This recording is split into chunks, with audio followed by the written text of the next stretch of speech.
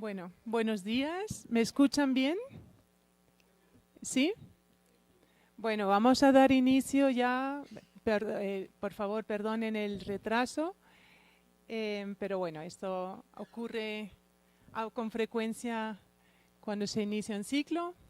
Espero que ya los siguientes podamos iniciarlos todos a las 8, como lo hemos programado. Les doy una muy cálida bienvenida a esta nueva aula abierta de este semestre. Antes de nada, quiero expresar también la bienvenida por parte del director de nuestro instituto, que se disculpa por no poder venir. Él coincide justamente con el comienzo de las Olimpiadas Filosóficas aquí en Medellín, y él se había comprometido en hacer la inauguración, que es ahora mismo al mismo tiempo, pero bueno, les da también una muy cálida bienvenida. Nosotros continuamos con esta tradición de la aula abierta, que como ustedes saben, porque son participantes desde hace muchos años, la mayoría supongo, de este ciclo de conferencias que el Instituto de Filosofía de la Universidad de Antioquia lleva organizando desde hace muchos años. La idea es abrir un espacio en el cual profesores del instituto e invitados de afuera presentan sus reflexiones y sus resultados de sus investigaciones y trabajos en torno a un tema que es siempre el tema principal del aula. Este semestre nos vamos a ocupar del espacio y tiempo de la memoria. La memoria es un problema, es una pregunta de que desde hace muchos años ocupa a mucha gente de diferentes disciplinas, desde luego historia, filosofía, sociología, antropología, la literatura comparatística, pero también muchos sectores en la sociedad que se ocupan de trabajar la memoria en el sentido de intentar incentivar la memoria viva, es decir, instituciones como museos, artistas desde luego, pero también muchas iniciativas, tanto populares como profesionales, y proyectos de investigación.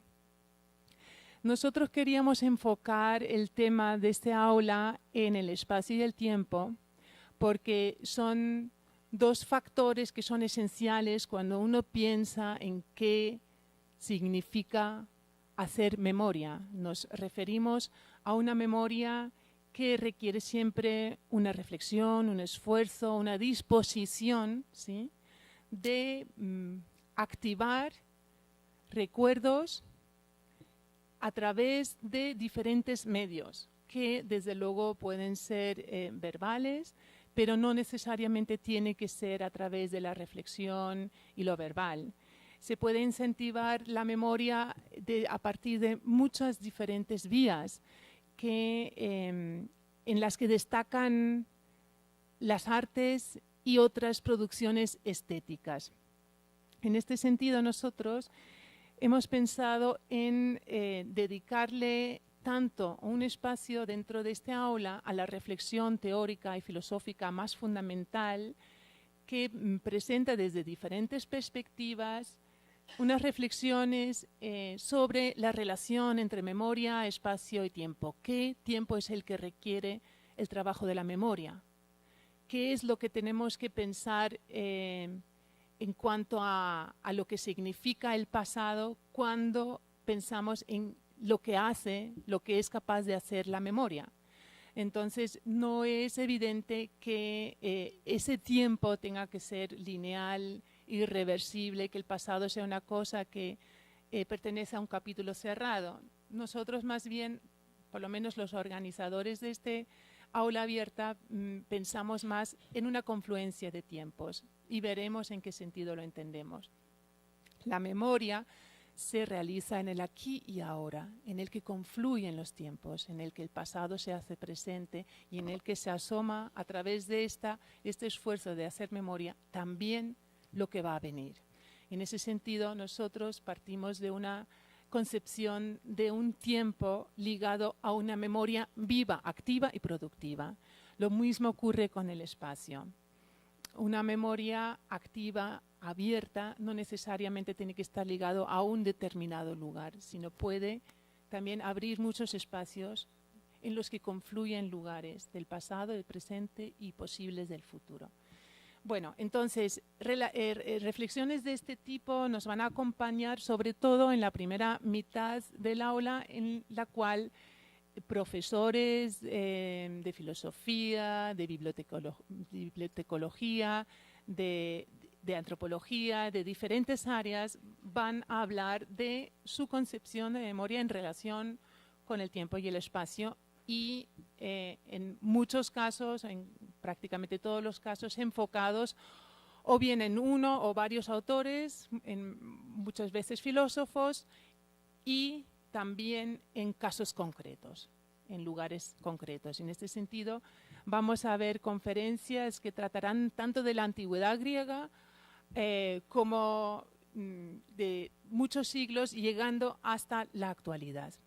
Y en la segunda parte, habíamos pensado enfocarla más en la relación de la memoria con la praxis, con la experiencia concreta, de lugares concretos, de iniciativas concretas que incentivan el trabajo de la memoria. Y aquí nos interesaba especialmente toda la producción estética, que no necesariamente tiene que ser artística, en muchos casos lo es, pero va más allá de lo artístico, estética en el sentido que incluye todos los sentidos y las percepciones, que son capaces en su interrelación entre la imaginación, la percepción y la reflexión de incentivar, de fomentar el trabajo de la memoria. Nos interesan casos concretos y en este sentido hemos invitado a personas que dirigen proyectos de investigación, pero también de organizaciones, de diferentes iniciativas populares o profesionales.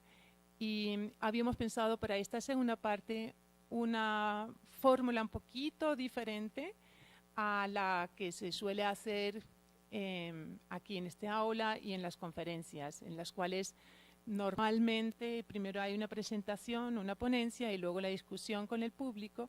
En la segunda parte queremos un poco abrir este modelo y tras una presentación por parte de la persona invitada va a haber primero como una conversación con un o una moderadora en la mesa de aquí, como para dinamizar y empezar a, bueno, de dar algunos inputs, algunas ideas, empezar la conversación y a continuación se abrirá el diálogo con el público.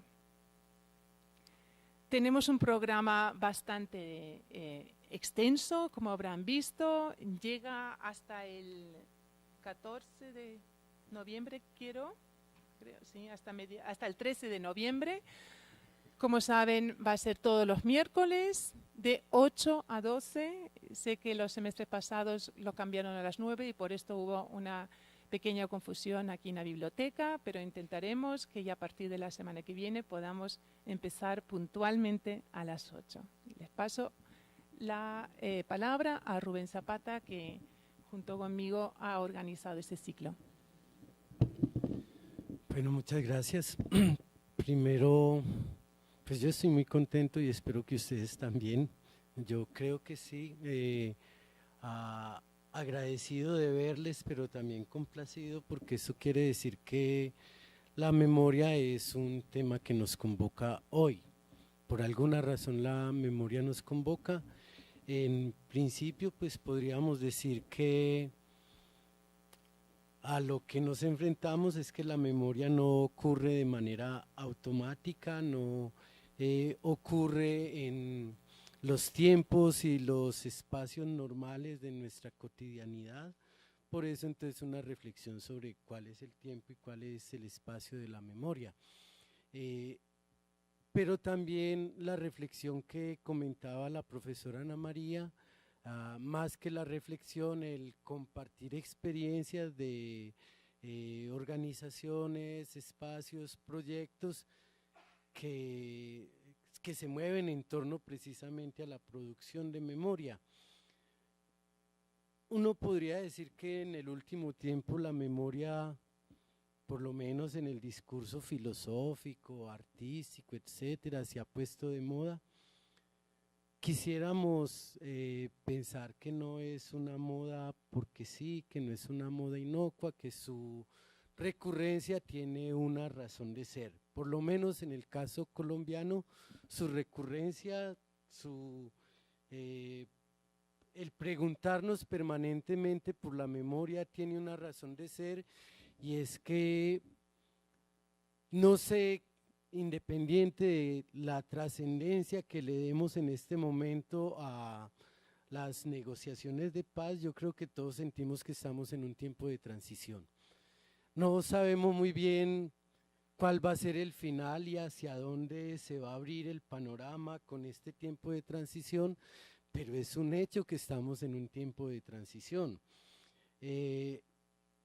Y una transición requiere justamente saber de dónde venimos y para dónde vamos, y ese saber de dónde venimos justamente implica un detenerse en el tiempo por lo menos y preguntarnos por el pasado, permitir, como decía Ana María, que el pasado se haga presente, que el pasado nos interpele.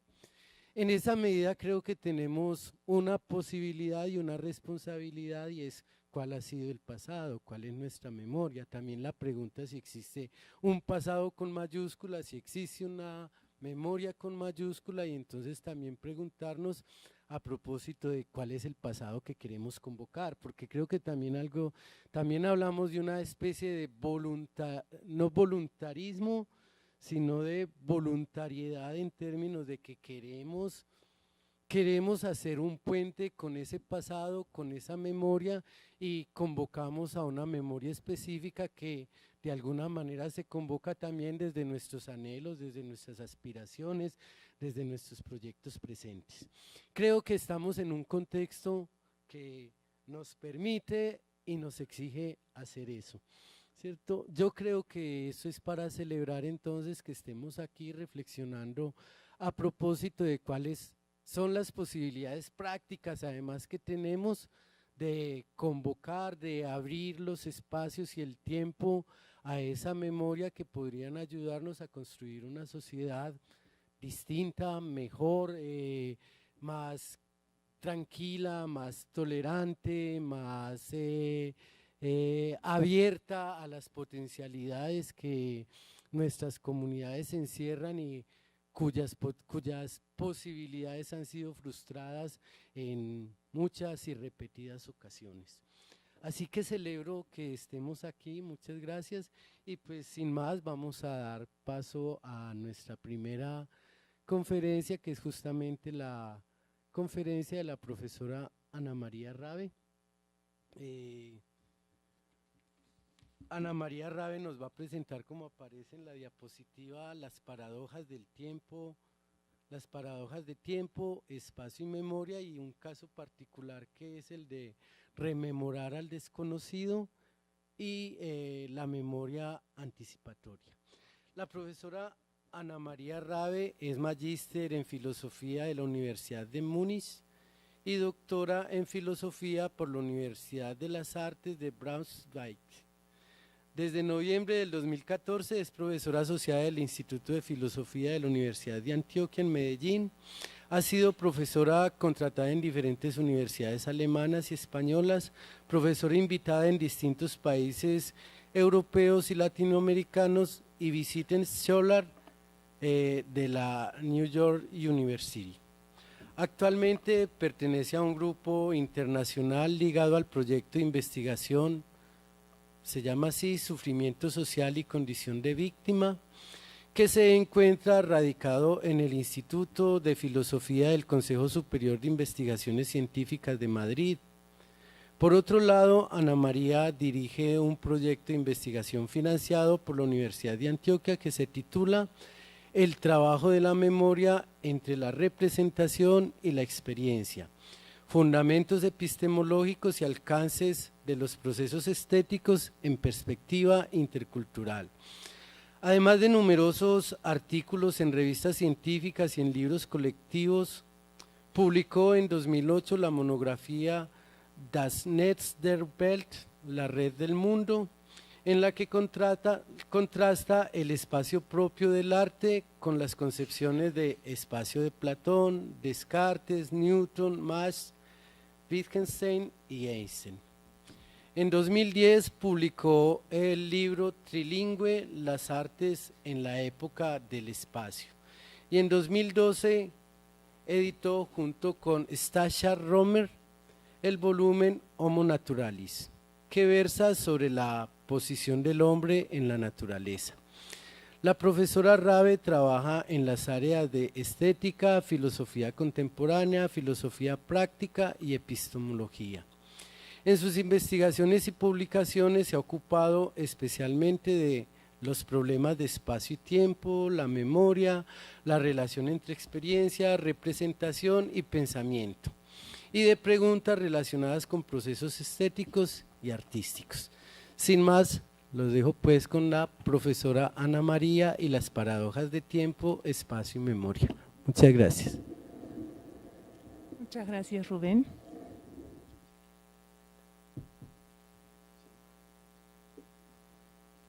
Bueno, les voy a hablar, como ya ha anunciado Rubén, del caso concreto y las paradojas de tiempo y espacio que trae consigo el rememorar a un desconocido y el caso también de anticipar la memoria. Veremos en qué sentido, ¿me escuchan?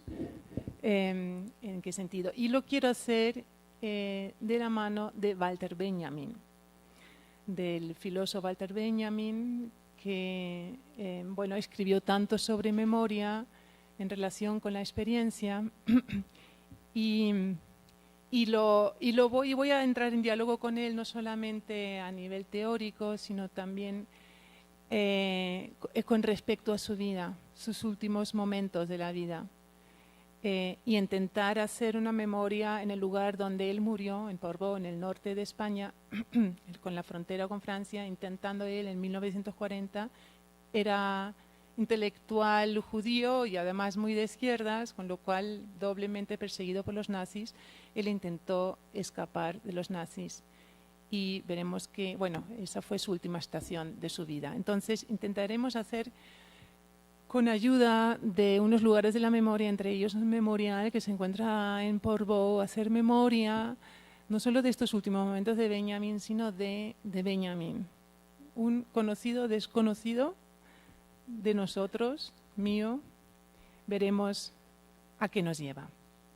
Empiezo con unas reflexiones introductorias sobre la memoria anticipadora. La anticipación de la memoria no parece presentar a primera vista ningún problema y menos una paradoja. No anticipamos la memoria constantemente cuando sacamos fotos de los lugares que visitamos para tener luego un recuerdo, cuando hacemos fotos de nuestros hijos para poder recordar en el futuro cómo habían sido en las diferentes etapas de su vida.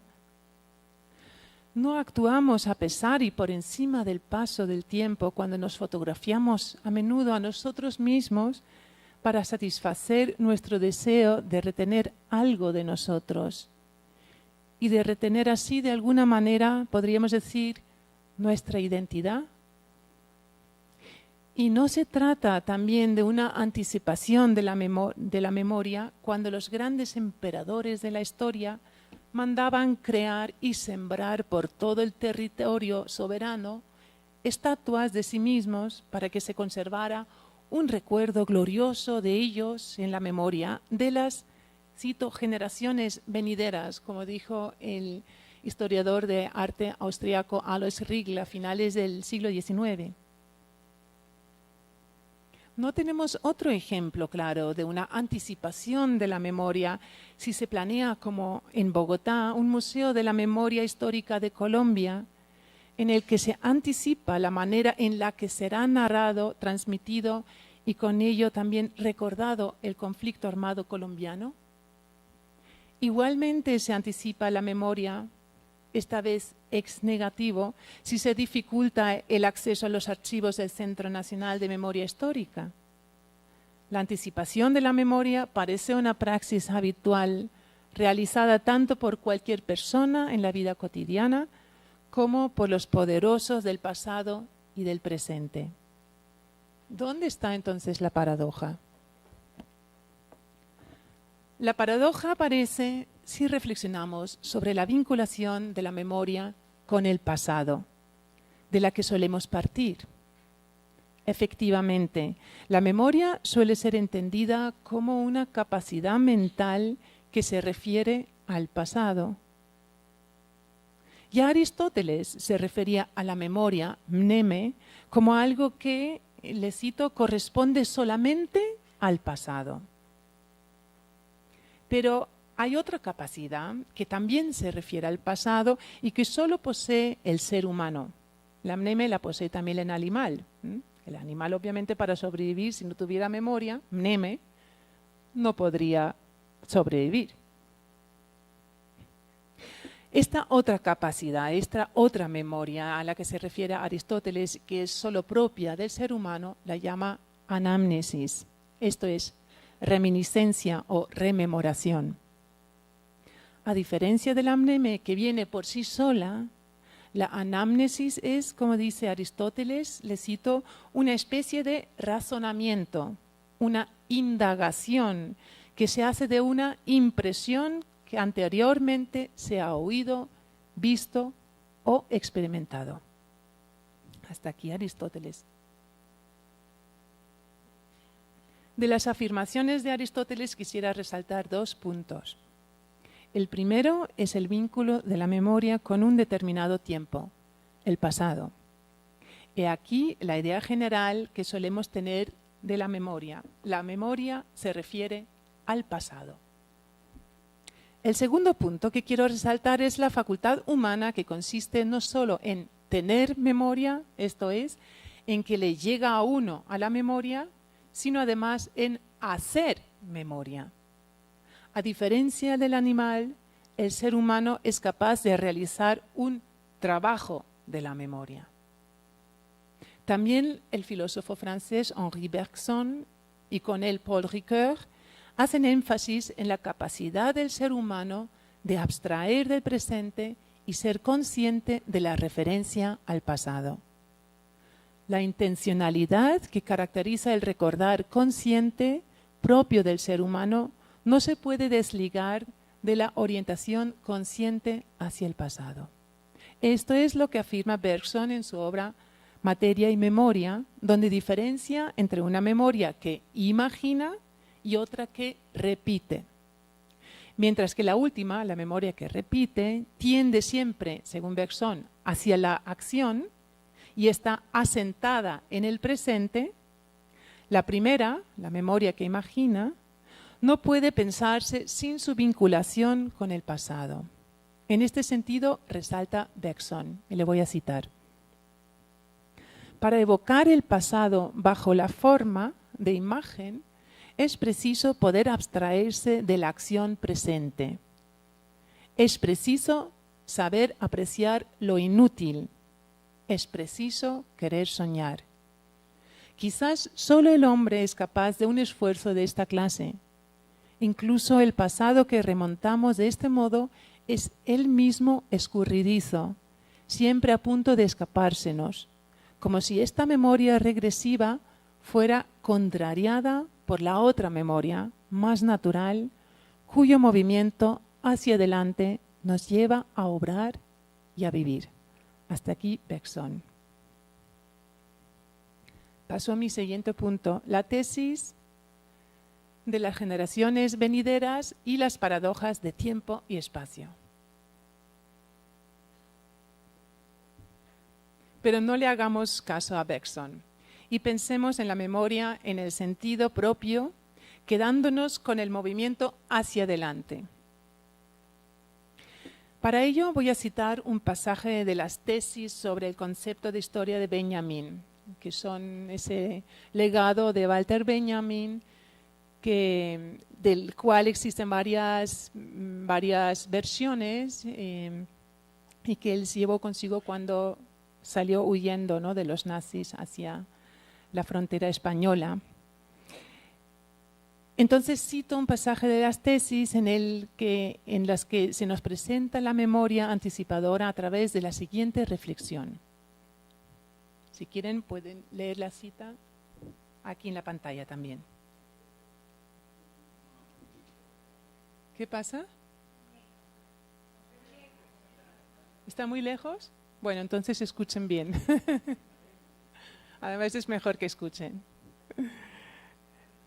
El pasado comporta un índice secreto por el cual se remite a la redención. ¿No nos roza, pues, a nosotros mismos un soplo del aire que envolvió a los antecesores? ¿No existe en las voces a que prestamos oído un eco de las ahora enmudecidas? ¿No tienen las mujeres a las que cortejamos unas hermanas que ellas no han conocido ya? Si es así, hay entonces una cita secreta entre las generaciones pasadas y la nuestra.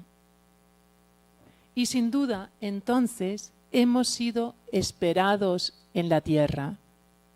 A nosotros, entonces, como a cualquier otra generación anterior, se nos ha brotado de una débil fuerza mesiánica a la que el pasado posee un derecho. Ese derecho no cabe despacharlo a un bajo precio. El materialista histórico lo sabe. Hasta aquí la cita de Benjamín. El materialista histórico es precisamente la figura que Benjamín está reclamando en las tesis.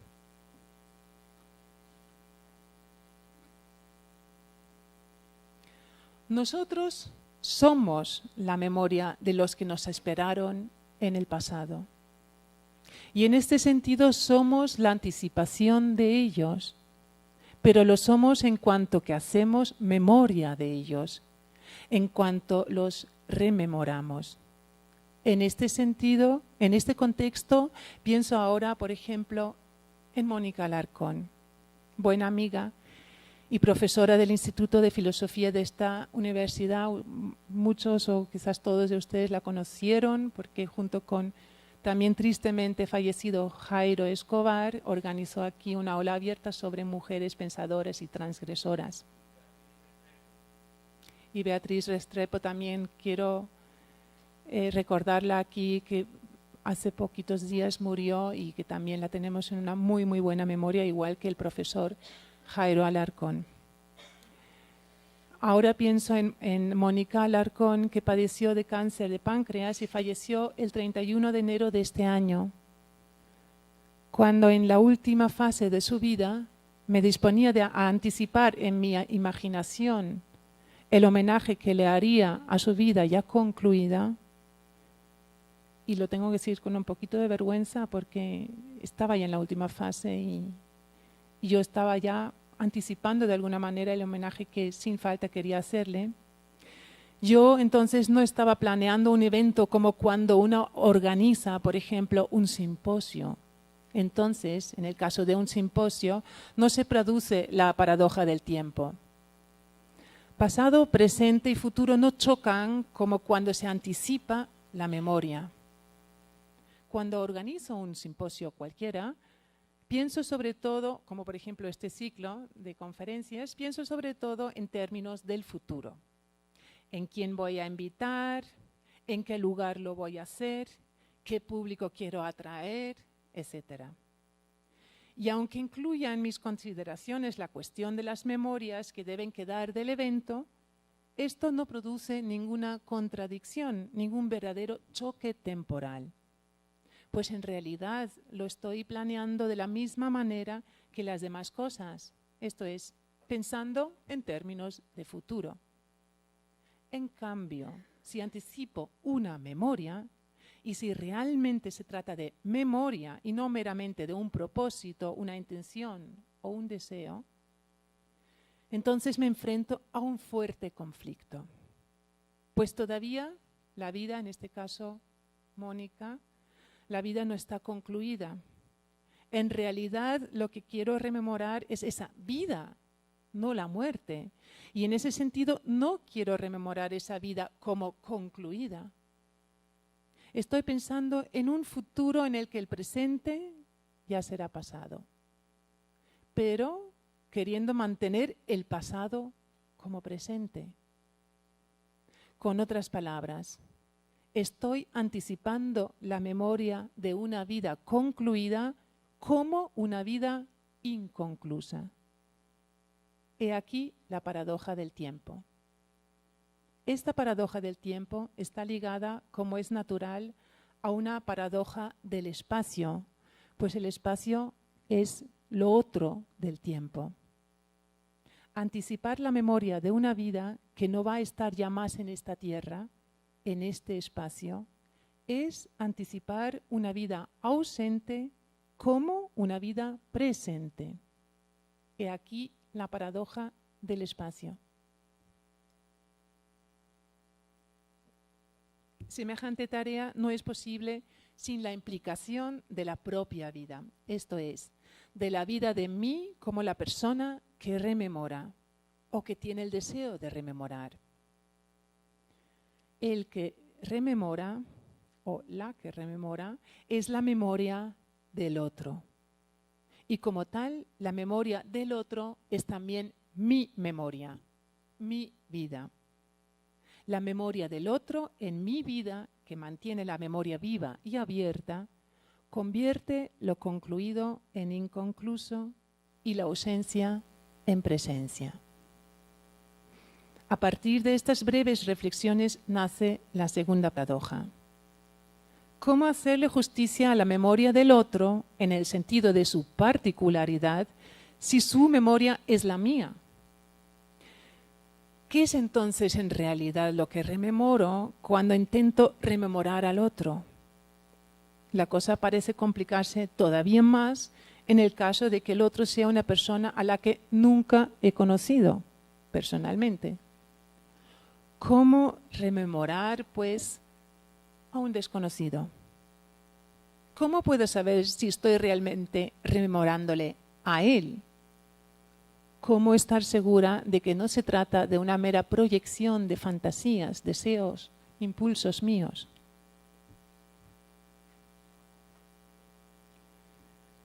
Entonces paso al siguiente punto, confluencia de tiempos, espacios, vidas e historias en Portbou, junto al monumento Pasajes. Volvamos a Walter Benjamin. Benjamin, ¿es un conocido o desconocido para mí? ¿Qué es lo que rememoro cuando me dispongo a recordar a Walter Benjamin? Por otro lado, él nos esperó, él me esperó a mí. No solo nosotros no lo conocimos en persona, nadie de nosotros, sino que también nosotros somos los desconocidos de su memoria anticipadora. Si es que alguna vez tuvo la esperanza de ser rememorado en el futuro por otras personas. Pero, ¿qué significa conocer? Sin poder exponer y demostrar por falta de tiempo lo que voy a afirmar, quiero sostener la siguiente tesis. Conocer, en el sentido de una actividad viva, de un proceso, implica siempre lo desconocido. Y asimismo implica también la transformación, la variación, pero igualmente saltos, rupturas, choques. En lo siguiente quiero invitarles a compartir una experiencia rememorativa que tuve en enero de este año cuando visité Portbou. Yo creo que lo he escrito aquí mal, se escribe junto, Portbou. Sí, es el nombre de la ciudad. El pueblo español al que me refería antes, en la frontera con Francia, donde Benjamin murió intentando huir de la persecución nazi. En Portbou se encuentra un monumento y lugar de la memoria para Walter Benjamin, que el artista israelí Danny Caravan creó en 1994.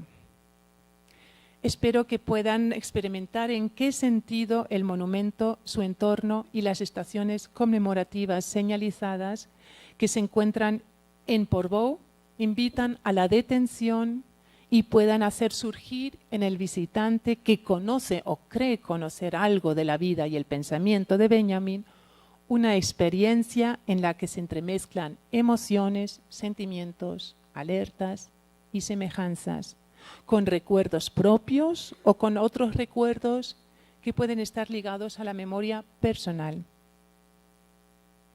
El que recorre los lugares de Portbou va a encontrar un entramado de relaciones experienciales, cognitivas, sentimentales, imaginativas, que hacen confluir los tiempos. Con la confluencia de los tiempos confluyen también los espacios y lugares, y así los pensamientos, las intuiciones, sensaciones, los sentimientos y presentimientos. Estas confluencias son lo que considero como trabajo de la memoria, que tiene una parte no intencional, mneme, y otra consciente, intencional, anamnesis. Pues no hay recuerdo directo que pueda tocar lo que se pretende recordar, así como no hay ninguna memoria unidireccional. Esto ocurre no solo en el caso en el que se intenta hacer memoria de alguien a quien no se ha conocido nunca. También ocurre con las experiencias de uno mismo, pues toda memoria es siempre memoria de memorias. Con Benjamin podemos afirmar que la memoria se teje, se activa a partir del olvido, esto es, de lo que no se tiene, de lo ausente, de lo que falta o que se sustrae. Pero en realidad no es tampoco desde el olvido en sí mismo donde se activa la memoria, sino más bien desde los confines del recuerdo, allí donde termina el recuerdo y se asoma el olvido en forma de la experiencia de una sustracción, de algo que se me sustrae. La experiencia de la sustracción en el esfuerzo por recordar es el caldo de cultivo de la memoria productiva en la que nace la fuerza de transformación. La transformación de lo concluido en lo inconcluso, de lo ausente en algo presente, de lo muerto en algo vivo, abierto, productivo. Es en la transformación que puede ocurrir como proceso, pero también como una interrupción, donde se manifiesta la confluencia de tiempos, espacios, vidas e historias. Entonces, a continuación, les voy a invitar a que me acompañen en su imaginación en un recorrido, en un paseo que hice, como les dije, a principios de este año, en enero, en el pueblo. Antes de nada, lo que acabo de decir, más en plan teórico-filosófico, lo voy a explicar a través de mi propia experiencia personal. Portbou para mí es un lugar que tiene un significado en mi memoria muy importante. En los años 80, y yo estudiaba en Múnich filosofía y finales de los 80 y viajaba constantemente al sur de España en tren.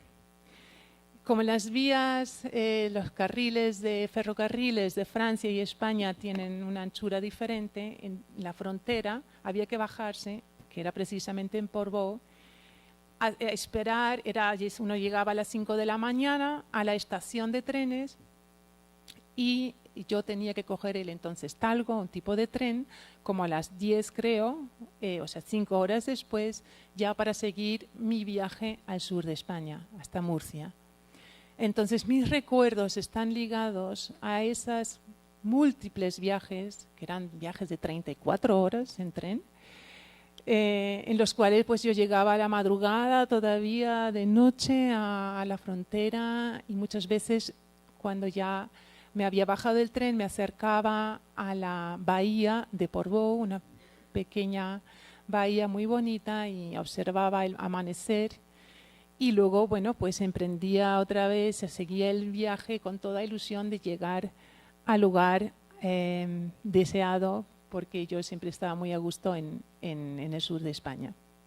Entonces, yo en aquel entonces tenía cierta noción de Walter Benjamin, pero no lo asociaba a este lugar con Walter Benjamin. Eso cambió completamente desde que me puse a estudiar su obra con mucha intensidad ya desde hace años, y desde entonces para mí Portbou tiene pues otro significado añadido muy grande. Cuando entonces estuve en enero por primera vez después de muchos años en Portbou y fue a visitar diferentes lugares y estaciones de sus últimos momentos en Portbou, se entremezclaban, como les decía antes. Obviamente eso es inevitable, eso nos ocurre siempre. Mis propios recuerdos, ¿sí?, del pasado, que tal vez no tenía nada que ver con Walter Benjamin, con el esfuerzo de hacer memoria de un conocido desconocido como Walter Benjamin. Entonces, la primera estación fue buscar, fue el lugar conmemorativo, el memorial que hizo el arquitecto Dani Caravan en 1994.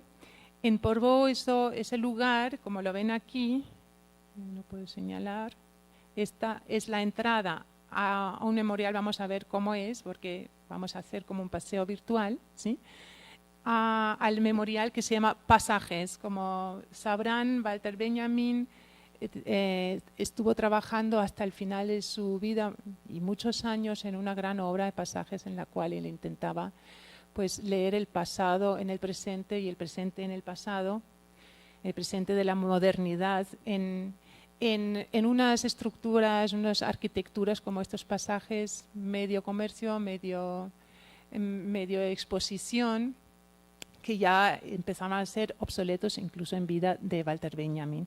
Entonces, Dani Caravan toma el título de esta obra que quedó inconclusa de Walter Benjamin para su memorial.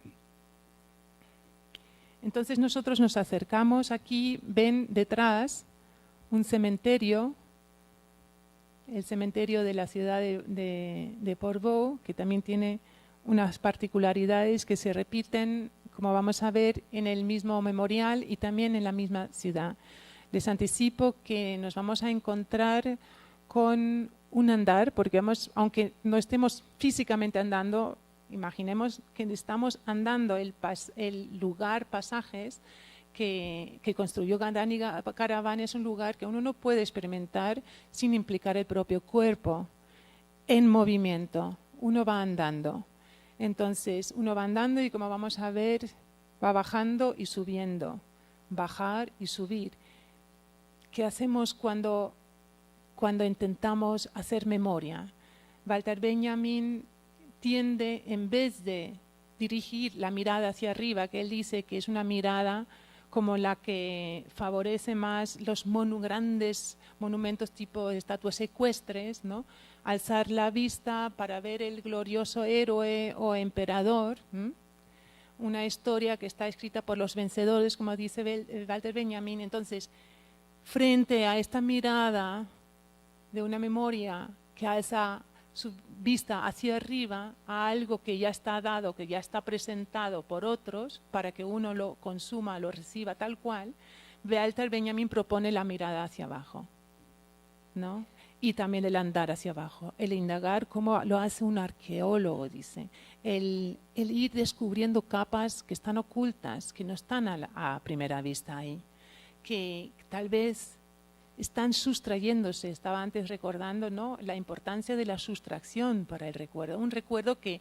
debe ser vivo, es decir, que te implica a ti, no solo en todo tu cuerpo, sino en tu imaginación, en tus preguntas, en reflexiones, qué es lo que hace que se active esa facultad tan humana de la memoria tipo anamnesis. Entonces, el que descubre tiene que mirar a lugares en los que normalmente no se dirigen todas las miradas.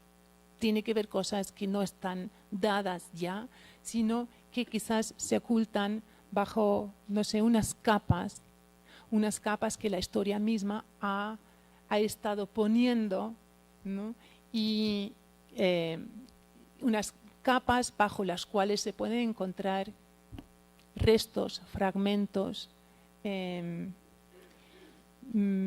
piezas aparentemente quizás insignificantes, pero que quizás nos pueden contar otras historias, y tal vez historias más vivas, nunca escuchadas, ¿no? Entonces, el andar hacia abajo, el mirar hacia abajo, el andar despacio, que es capaz de detenerse, que tiene la intención y la disposición de escuchar, de recibir, como dice Benjamin, una mirada, la mirada de una cosa que te está llamando de alguna manera y de la que tú no sabes de antemano qué es lo que te va a contar. Esos todos son facetas, son elementos propios de una memoria que, como la llamo yo, es productiva, dinámica, abierta, que favorece a la vida en su constante hacer, devenir y también en su facultad crítica, en la alerta. Hago estos comentarios previos porque ustedes se van a dar cuenta que este andar hacia abajo, el detenerse, o el no saber si estoy subiendo o bajando, o qué es lo que me va a llevar a dónde. La libertad está subiendo, saliendo fuera o entrando dentro. Vamos a verlo en nuestro recorrido. Cuando uno llega aquí, Portbou es un pueblo en Cataluña, por eso tenemos aquí el panel informativo también en catalán, español y inglés. Nos reciben, nos muestra aquí un mapa del pueblo de Portbou. Vemos aquí la bahía, ¿sí? El memorial de Walter Benjamin, que se encuentra más alto sobre el pueblo. Entonces uno tiene una vista desde arriba. El Hostal Francia, que es el hostal donde él murió, supuestamente se suicidó, porque cuando llegó a Portbou él tenía el permiso de transitar España y llegar hasta Lisboa, como tantos otros que intentaron huir de la persecución nazi, que llegaban a través de la frontera francesa, atravesando toda España, ya franquista, porque la guerra civil, claro, ya estaba Franco, ya terminó, es el año 40, estamos hablando ahora en el año 40, en el 39 termina la guerra civil española, llegan a Lisboa y entonces, ahí los que podían, porque muchos, ahora estuve en Nueva York y conocí un descendiente de alemanes judíos que intentaron huir y al final se quedaron en Lisboa. No todos pudieron huir, hay que también hacer memoria de ellos. Muchos de ellos fueron incluso devueltos. Benjamin tenía un visado para Estados Unidos facilitado por Adorno y Horkheimer, tenía el permiso para transitar España, pero no tenía un permiso para pasar la frontera franco-española. Por eso él tuvo que hacer un camino bastante arduo junto con unos acompañantes, el señor Urland y su hijo, atravesando los Pirineos. Walter Benjamin ya estaba enfermo, tenía problemas de salud y le costó mucho esa travesía. Llegaron a Portbou y en Portbou pensando que ya estaría a salvo, y que prefería tener todos sus papeles en regla, fueron a la policía que se encontraba, la Guardia Civil, ¿no? Que se encontraba en la estación de ferrocarril, de trenes. Cuando llegaron ahí se encontraron con que no les dieron el permiso, que les quisieron devolver a Francia. Hay muchas historias sobre cuál ha sido el final de Benjamin, incluso hay una película que pone en duda, o por lo menos cuestiona si realmente se suicidó o hubo ahí otros elementos más que ayudaron a que realmente se muriera. Yo lo voy a dejar ahí, no voy a opinar al respecto. El caso es que Benjamin sí vio terminado su viaje en todos los sentidos también de la vida. Él llevaba morfina también por el estado de salud tan delicado que tenía y tomó una dosis. Como él estaba enfermo, le permitieron pernoctar en el hostal de Francia, pero diciéndoles que tenía que volver al día siguiente, que le devolverían a Francia. En esa noche él tomó una dosis fuerte de morfina y al día siguiente pues le encontraron muerto.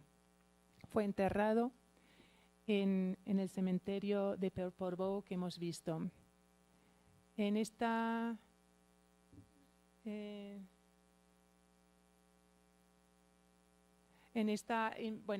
les voy a leer lo que dice aquí el memorial sobre estos últimos momentos de Walter Benjamin. Dice, las circunstancias posteriores a la muerte de Walter Benjamin han contribuido a una cierta mitificación de su figura. El doctor Vila, de Portbou, que certificó su muerte, la inscribe literalmente como Benjamin Walter. Hay que decir que tanto Benjamin como Walter en alemán pueden ser nombres. En el caso de Benjamin, Benjamin es un apellido, pero ellos hicieron la inversión, con lo cual Walter quedaría como apellido y Benjamin como nombre. Entonces le inscribe literalmente como Benjamin Walter, alejándose así cualquier parentesco y relación judía. Benjamin es enterrado a toda prisa en el cementerio católico, en el nicho 563, nicho que durante 5 años ha dejado pagado Henry Gurland, que era con quien viajaba. Él sí pudo emigrar a Estados Unidos. Pasados estos 5 años, los restos de Walter Benjamin son depositados en la fosa común del cementerio de Portbou, honrando de esta manera desde la inconsciencia la memoria de aquel que había dicho, cito, la historia no es solo una historia de los triunfadores, los dominadores, los supervivientes, es primordialmente o primariamente la historia del sufrimiento del mundo. Hasta aquí la cita de Benjamin. Son estos los seres anónimos privados del nombre y la memoria los que sustentan la historia. El memorial Pasajes del escultor Danny Caravan invoca directamente la experiencia del dolor y permite rememorar el profundo sentido de la tragedia que va asociado a la experiencia del exilio. El cementerio de Portbou fue visitado en octubre de 1940 por la filósofa Hannah Arendt, que por cierto hizo el mismo camino pocos meses después de Walter Benjamin, el camino a través de los Pirineos, llegó a Portbou. Sigo leyendo Hannah Arendt, amiga personal de Benjamin, quien poco tiempo después escribió, cito Hannah Arendt, el cementerio de la bahía, directamente sobre el Mediterráneo, está tallado en la piedra y se desliza en el acantilado. Es uno de los lugares más fantásticos y más bellos que he visto en mi vida. Vamos a ver enseguida también fotos del cementerio. Pero acerquémonos a esa entrada que nos invita, a las que nos invita Danny Caravan con su memorial y que nos va a dirigir no solo con la mirada, sino con el cuerpo entero hacia abajo. Ustedes ven aquí, esta es la entrada, el acantilado al que hace referencia el panel y aquí abajo el mar. Esta es la entrada, ven aquí los escalones y en el fondo el mar. Y vamos bajando. Les vuelvo a mostrar, el primer trozo está cubierto y luego uno pues se encuentra con el cielo por encima de uno mismo. Uno va bajando y a medida en la que uno va bajando por los escalones, esto es todo acero, cuando yo estaba allí soplaba la tramuntana, que es un viento muy fuerte típico de la costa norte, ¿no? de Girona, de Cataluña del norte, muy muy fuerte. Entonces era una experiencia que involucraba todos los sentidos del cuerpo, no solamente el andar mismo, sino también los sonoros. Se escuchaba muy muy fuerte ese viento de la tramuntana e incluso los pasos de uno mismo, el involucrarse del que rememora al otro, se sentía ahí directamente con todo el cuerpo y la percepción. Entonces uno va bajando, va haciendo memoria o intentando hacer memoria de este desconocido Walter Benjamin, acercándose cada vez más al mar que está al fondo, ahí abajo, escuchando ese viento de afuera que te relaciona con el mundo exterior, más allá, un espacio ilimitado, pero también escuchando los propios pasos, es decir, haciéndose consciente que tú, con tu vida, tu cuerpo, tu propia memoria, estás involucrado en esa memoria que quiere invocar al otro. A medida en la que uno iba bajando, y en cuanto se abrió, digamos, el espacio de arriba, el cielo, otro espacio ilimitado al que se abre esta memoria,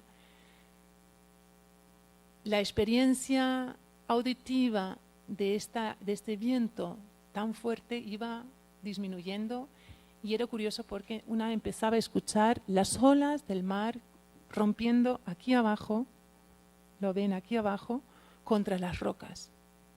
Entonces se abría el cielo por encima de uno se iba acercando a un mar, escuchaba sus propios pasos y el ruido del viento cedía al sonido de las olas del mar que le esperaban a una de alguna manera. Otro punto interesante y curioso es una experiencia visual. Me percaté de que una iba bajando, y esto es obviamente un vidrio, ¿no? Al principio uno no ve bien el vidrio y parece que realmente te vas a caer, te vas acercando al mar, te ibas a caer ahí, en el acantilado, ahí abajo, ¿no?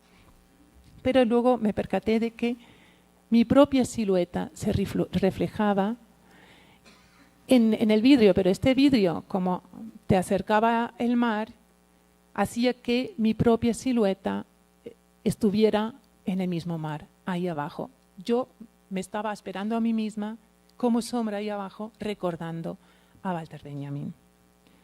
Entonces, llega un momento en el que ya no puedes bajar más.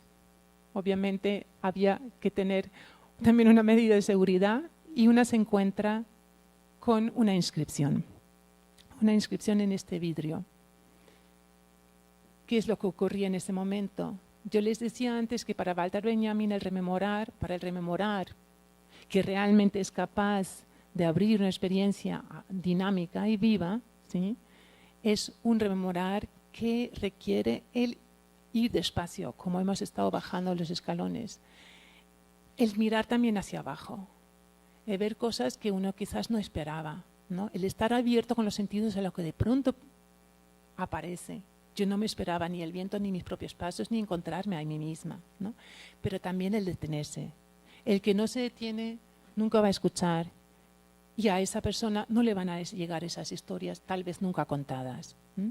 Entonces, el memorial de Dani Caravan es muy, muy adecuado y tiene mucho que ver con el pensamiento de Walter Benjamin, porque te lo hace experimentar tal cual. El andar lento, el bajar, el detenerse y tomarse su tiempo. Vamos a leer entonces una cita que está inscrita aquí y que está sacada precisamente de las tesis sobre el concepto de historia, de las cuales yo les cité al principio, ¿no? El pasaje, ¿se acuerdan?, de esas futuras generaciones que están esperándonos de alguna manera. Bueno, en otra cita aparece, en otro momento de esta obra aparece esta cita que dice: es una tarea más ardua honrar la memoria de los seres anónimos que la de las personas célebres. La construcción histórica se consagra a la memoria de los que no tienen nombre. Este era el problema que yo les presentaba en la segunda paradoja. Cómo recordar, cómo rememorar a los que no tienen nombre, a los que no son célebres, a los que supuestamente no conocemos.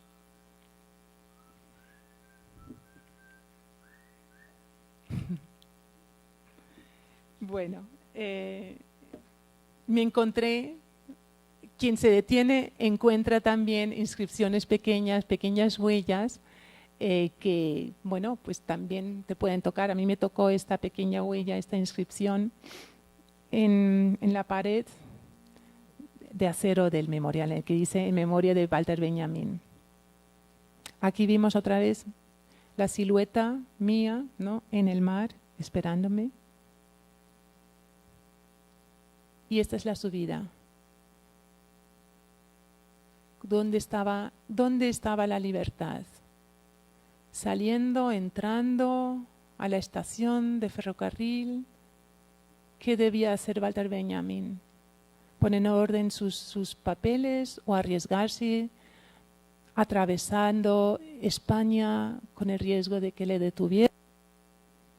Esa ambigüedad de si estamos subiendo a la libertad, si está arriba, o si la libertad o aquello, o la redención está donde está el mar, ahí abajo, queda en todo momento en este monumento, y también vamos a ver en otros momentos de nuestro paseo. Y vamos a entrar un momentito al cementerio municipal, del que Hannah Arendt decía que era un lugar impresionante, el más impresionante que había visto en su vida. Estos son los nichos. En uno de ellos, él está en una fosa común, pues como dice la inscripción, después de 5 años le sacaron de ese nicho anónimo. En uno de estos nichos estuvo Walter Benjamin. ¿Y qué nos encontramos aquí? Otra vez escalones que bajan y suben, como en el pasaje memorial de Dani Caravan. Aquí abajo están los nichos y detrás de los nichos el mar. Es decir, abajo. Ven ustedes, es muy parecido a la obra del memorial. Uno va bajando, el mar espera ahí abajo. En el cementerio pusieron pues una estela conmemorativa que hace referencia a Walter Benjamin y a su situación desesperada, en la cual él, como dice esta inscripción, eligió poner aquí fin a su vida. La voy a leer. La inscripción dice: en una situación sin sentido no tengo otra elección que poner aquí un punto final. Mi vida va a terminar en un pequeño pueblo de los Pirineos donde nadie me conoce. Le ruego transmita mis recuerdos a mi amigo Adorno y le explique la situación a la que me he visto abocado. No me queda tiempo para escribir todas las cartas que hubiera querido. Esto es una carta que supuestamente escribió Walter Benjamin y que le dio a Henry Gurland para que se la pasara a Theodor Adorno, que estaba esperándole en Estados Unidos. Bueno, entonces vemos aquí abajo la bahía y vamos a ver el monumento desde abajo. Este pasaje tiene el nombre de la avenida de Dani Caravan y vemos el final de la obra Pasajes del memorial, que se lanza de alguna manera hacia abajo, hacia el mar. Es el pasaje de Dani Caravan, otra vista desde abajo. Y recorriendo por el pueblo, yo estaba buscando esos puntos que les mostré antes en el mapa: la pensión Francia, el cementerio ya lo vimos, la pensión Francia y la estación de ferrocarril. Yo estaba en Portbou un domingo. Normalmente, si ustedes llegan a Portbou y quieren hacer el pasaje y están el recorrido conmemorativo de Walter Benjamin, pueden ir al ayuntamiento de Portbou y pedir información y les van a dar un mapita y lo van a encontrar todo.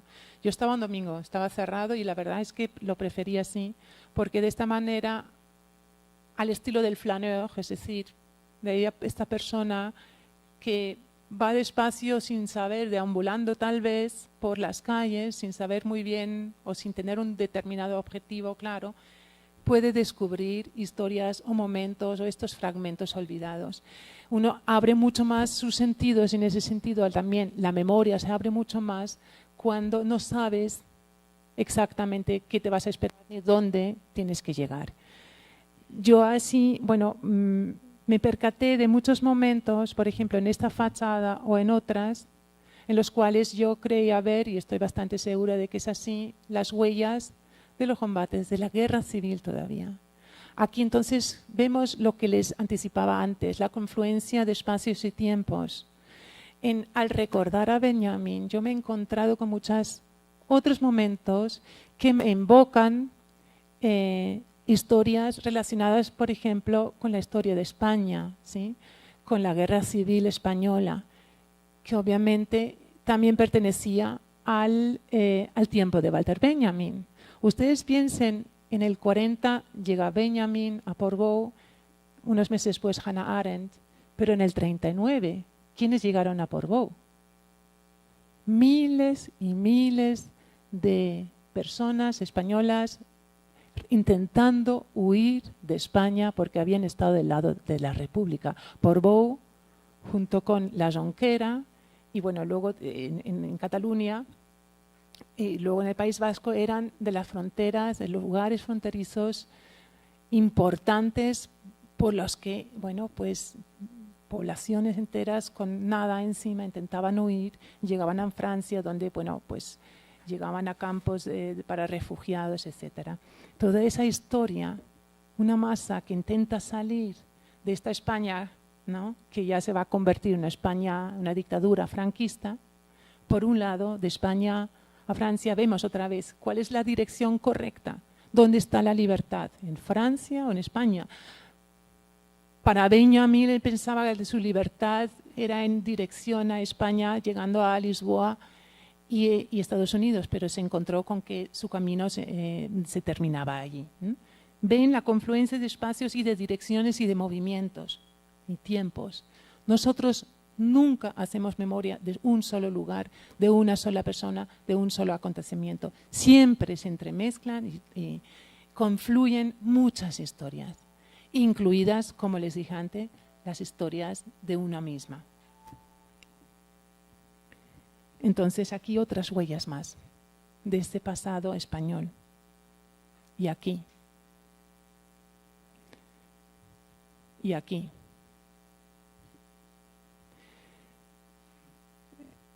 Llegamos entonces a la estación de tren. Como les decía antes, yo tengo mis propios recuerdos. Para mí llegar a Portbou era llegar a un lugar, bueno, pues que ya me prometía, no sé, llegar al sitio que, bueno, pues que me esperaba con nuevas perspectivas, nuevas posibilidades. Para Walter Benjamin era un lugar en el que también él se esperaba encontrar la salida de su situación desesperada. Vemos aquí una foto de 1940 de la estación de tren a la que llega Benjamin, ¿no?, intentando poner en orden sus papeles. Aquí el reloj típico de la época, de los años 30, 40. Y entonces, esto es en todos los lugares donde, bueno, estaciones importantes de estos últimos momentos de Walter Benjamin, uno se encuentra pues estas paneles informativos. Nos encontramos otra vez con unos escalones, con una subida o bajada. Esta vez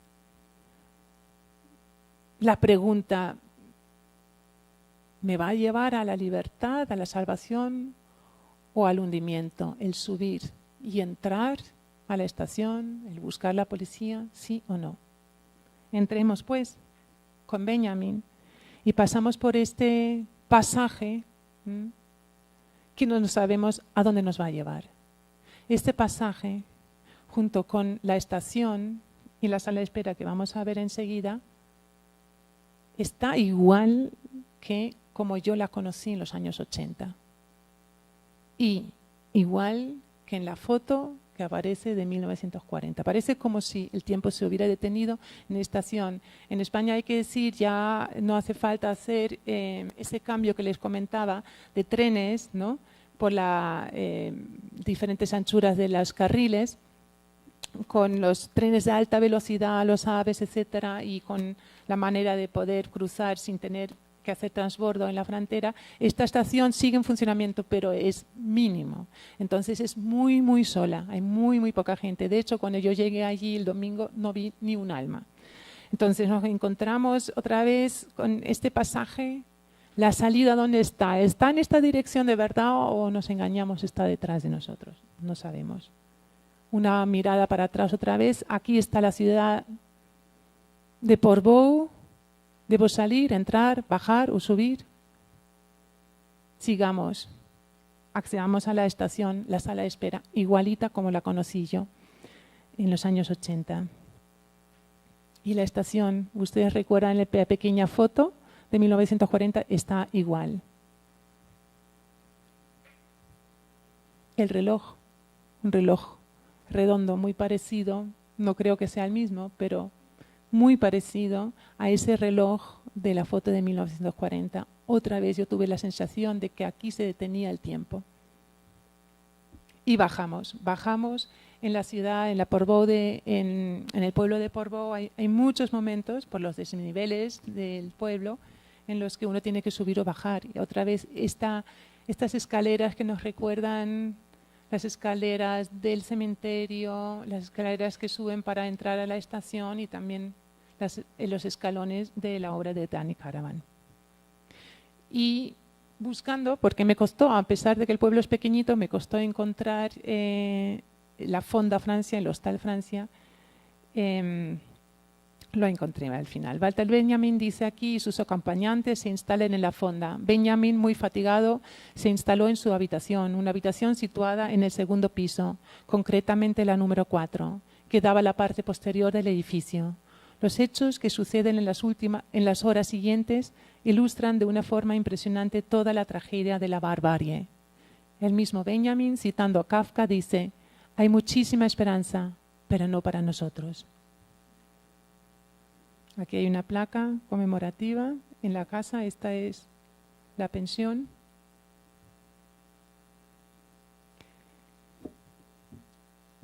Y entonces quiero terminar ya mi intervención. El pueblo entero de Portbou se convierte, como hemos visto, en lugar de memoria, de muchas memorias atravesadas por la memoria de la vida o al final de la vida, del pensamiento, de las imágenes y metáforas de Walter Benjamin.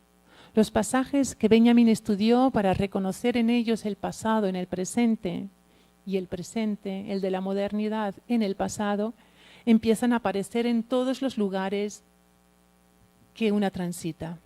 Abren la tensión de la imagen dialéctica de la que habla Walter Benjamin, una imagen que aparece súbitamente, que relampaguea e irisa de manera ambigua en el límite del ahora y el entonces. ¿Subir o bajar? ¿Dónde está la salvación, la libertad? ¿Dentro o fuera? La imagen que centellea me envuelve y me confronta con la ambigüedad del límite. ¿Se trata de Benjamin o de mí? ¿De su historia o de mi vida? Muchas gracias por su atención.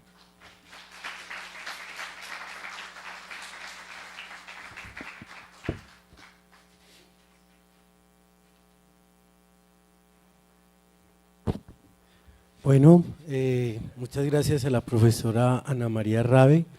Vamos a tener un breve espacio para preguntas a la profesora en este momento. Luego tendremos un receso de unos 15 minutos, un café para estirar las piernas y volver entonces al segundo momento de esta jornada.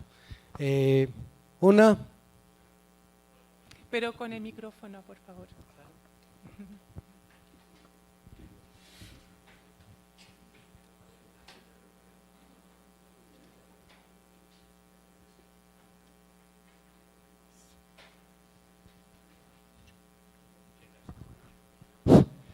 Profesora Ana María, muchas gracias por este magnífico comienzo del ciclo que nos anuncia sobre un tema pues tan apasionante, en donde el mismo Borges pues quedó anclado, ¿no?, en la memoria y su contrapunto, el olvido. Pero allí, en este recreo que usted hace por esta frontera, ¿no?, y que es como una frontera entre esa persona que se quiere recordar y a lo que lleva también la persona que emprende no solo esa marcha, sino también ese recorrido, ¿no? Usted hablaba en un momento pues de el interés que tenía tal vez de llegar a Murcia, ¿no?, y me recordaba a Antonio Machado, también con su memoria, hablando de la infancia. Mi infancia son recuerdos de un campo de Sevilla y un huerto claro donde madura un limonero.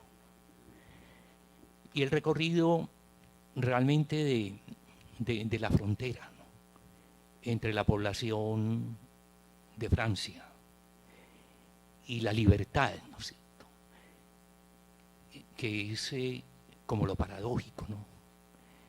Porque a pesar de que Walter Benjamin buscaba España como lugar de tránsito, ¿no?, por España no se podía pasar. Era 1940, cuando la emergencia del franquismo estaba en todo su furor. Pero volviendo al tema de qué es lo que se recuerda, ¿no? Si en el acto de recordar al otro, ¿no es cierto?, es uno, con sus propias vivencias, el que está de algún modo, ¿no?, allí como reviviendo, reencarnando una memoria que fue y que no es. ¿Cómo ese no es lo puede retener? ¿Cómo se puede retener ese es que ya no es? Pues volver el tiempo a ser después que una vez ha sido, como en una expresión cervantina, no hay en la tierra poder que tanto se haya atrevido. Muchas gracias. Bueno, muchas gracias por sus reflexiones tan sugerentes. Quisiera detenerme en la palabra retener, que usted ha usado, que yo jamás usaría en el concepto que tengo yo de la memoria. Precisamente es una de las cosas que yo siempre intento combatir en la memoria o en el trabajo de la memoria que me interesa a mí. Es un trabajo, como he dicho antes, abierto, crítico, dinámico, vivo. No se trata de retener en el sentido de conservar, de fijar, de tener por siempre, como algo seguro. La memoria, si es que es así como me interesa, o si puede ser dinámica, abierta y crítica, es algo inseparable, como he dicho antes, de la vida. Y la vida es un constante movimiento, es constante transformación, es constante hacer, es constante implicarse con todo, con el pensamiento, la imaginación, las percepciones, el cuerpo, como hemos visto, implicarse en tiempo y espacio, que tampoco no es nada rígido. El concepto de tiempo y espacio es uno en el que el espacio no es un conglomerado de puntos, de lugares fijos, sin, digamos, como según el espacio absoluto de Newton, en los cuales, bueno, pues las posiciones están fijas. El concepto de tiempo mío tampoco es uno irreversible que solamente va progresando causalmente, ¿no?, sino el concepto de tiempo y espacio que tengo, y he intentado mostrarlo de diferentes maneras, es uno en el que es heterogéneo, utilizando una palabra de Bergson, en el que confluyen tiempos y espacios. No es unidireccional. El pasado se puede hacer presente gracias a la memoria, pero a una memoria que no intenta retener, sino que se asocia con la vida y la experiencia. Por eso decía, la memoria de alguien o de algo del pasado, si es que todavía tiene vigencia en nuestro tiempo, que es un presente constante y en ese sentido también el futuro, tiene que asociarse, tiene que vincularse con las vidas de ese momento, y en ese sentido es un hacer constante. He destacado antes el tema de la transformación. La memoria es transformar constantemente. Otra de las cosas que quisiera resaltar, que siempre me parece muy importante, es que no hay que confundir memoria con recuerdo. Yo, por lo menos, junto con Walter Benjamin y otros autores, entiendo la memoria como un hacer chocar el recuerdo constantemente con el olvido, con aquello que se sustrae, ¿no?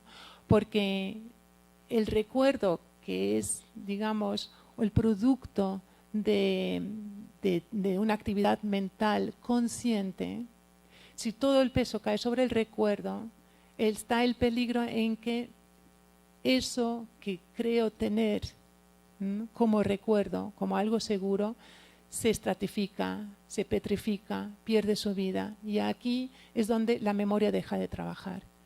Lo que sigue es la repetición de algo que yo creo saber ya, de lo que yo creo recordar. Por eso es tan importante el factor del olvido como una llamada de decir, bueno, no, tienes que seguir andando, tienes que seguir con el espíritu abierto, descubridor, con esa disposición a escuchar lo que todavía no sabes ni siquiera que tiene voz, tal vez, o escuchar historias desconocidas, ¿no? Es un constante límite, hasta dónde llegan mis propios recuerdos o mi memoria y dónde empieza la memoria del otro. A ciencia cierta no se puede decir. Ahora, yo creo que sí que se puede diferenciar muy bien entre unos esfuerzos de hacer memoria que están dispuestos a escuchar el otro, lo otro, a pesar de que siempre confluyen propias experiencias y recuerdos, diferenciar esto a un esfuerzo de una memoria en la cual yo ya tengo una idea prefijada, unas determinadas concepciones de lo que fue aquella persona que yo quiero recordar o de lo que fue aquel acontecimiento que quiero recordar. Entonces uno no va descubriendo, simplemente va repitiendo lo que ya sabe, va simplemente confirmando lo que uno ya sabe. Eso para mí no es un trabajo vivo abierto de la memoria. Espero que me haya hecho entender. Si no, me vuelven a preguntar. Seguimos por acá, por favor.